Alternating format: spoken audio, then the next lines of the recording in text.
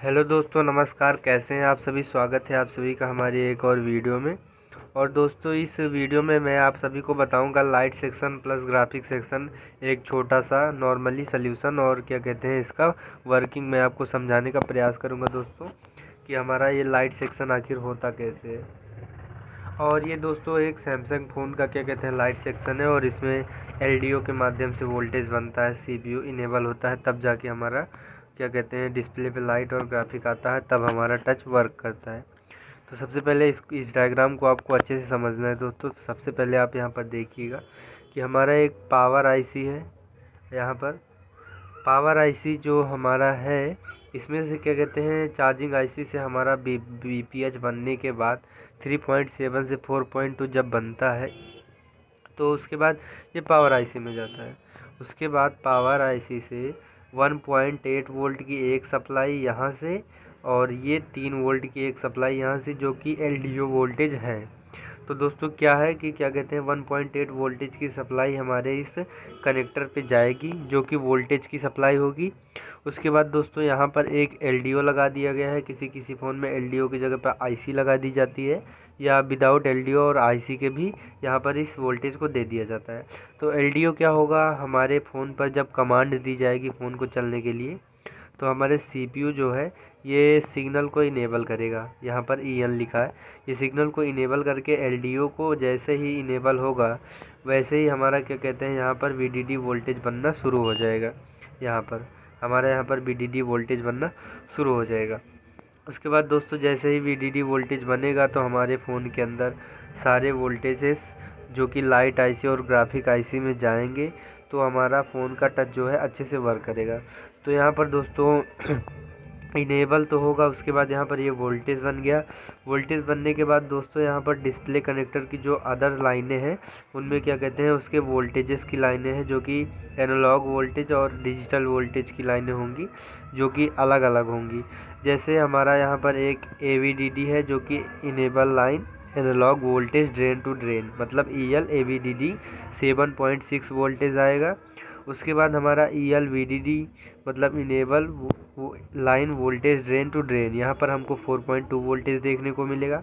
ये दोस्तों सैमसंग का है, इसमें थोड़ा डिफरेंट तरीके से क्या कहते हैं टच का क्या कहते हैं वर्किंग है, तो दोस्तों ध्यान से देखिएगा। उसके बाद दोस्तों यहाँ पर इनेबल लाइन VSS मतलब enable line voltage source to source, इसका मतलब है कि हमारा जो वोल्टेज है यहाँ पर 4.9 वोल्टेज बनेगा।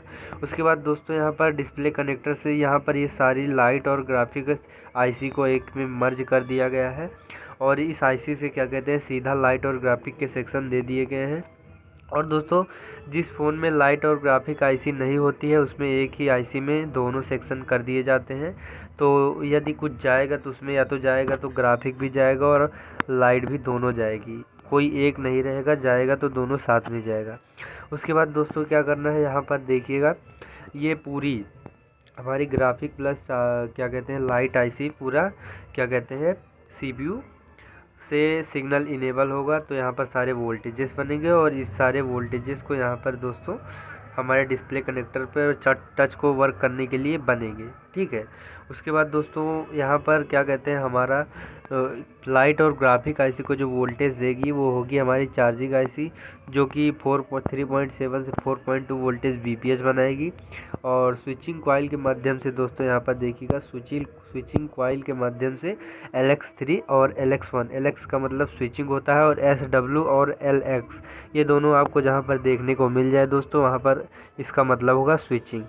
तो यहाँ पर हमारी लाइट और ग्राफिक में सबसे पहले लाइट के लिए बीपीएच बनेगा Vin वोल्टेज इन, और क्या कहते हैं ग्राफिक के लिए Vin, ये दो वोल्टेज बनेंगे। फिर उसके बाद स्विचिंग 3, स्विचिंग 1, स्विचिंग 2 ये दोनों होंगे। तो और उसके बाद क्या कहते हैं यहाँ से एक कॉइल पैरेलल में लगा दीजिए जाएगी दोस्तों, जिससे इस लाइन में अगर सारे कंपोनेंट्स लगे होंगे तो वो ग्राउंड से दोनों साइड से बीप करेंगे, क्योंकि कॉइल दोस्तों बीप करती है क्योंकि उसके अंदर वायरिंग होती है जो कि तार आपस में कनेक्टेड होते हैं, जिस कारण से क्या कहते हैं हमारी कॉइल बीप करती है। बट बीप करने से ही हमारी कॉइल सही होती है। तो ये लाइन हमारा अधिकतर लाइट सेक्शन में एक लाइन ऐसी मिलेगी जो कि बीप करेगी, उस लाइन में एक जीरो वैल्यू का पैरेलल में रजिस्टर लगा दिया जाता है।